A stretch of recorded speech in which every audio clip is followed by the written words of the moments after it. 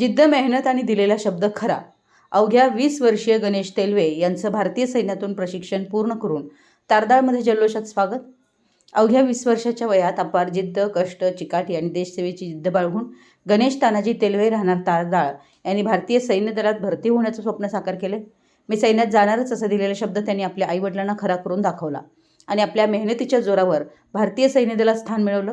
सैन्याचं कठोर प्रशिक्षण यशस्वीरित्या पूर्ण केल्यानंतर दिनांक 21 जून 2026 रोजी शपथग्रहण सोहळा पूर्ण करून गणेश तेलवे आपल्या जन्मगावी तारदाळ इथं परतले. त्यांच्या आगमनानिमित्त संपूर्ण गावात आनंदाचं आणि अभिमानाचं वातावरण निर्माण झालं. गावातील नागरिक, मित्रपरिवार आणि श्रीकृष्णनगर परिसरातील नागरिकांनी गणेश यांचं जल्लोषात स्वागत केलं. घरासमोरील रस्त्यावर फुलांच्या पाकळ्यांची पायघड्या घालण्यात आल्या होत्या. संगीताच्या तालावर युवकांनी आनंद व्यक्त करत भारतीय सैनिकांच्या स्वागताचा अविस्मरणीय सोहळा साजरा केला.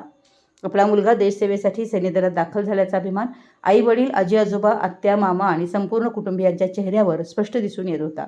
त्यांच्या आनंदाला पारावर उरला नव्हता.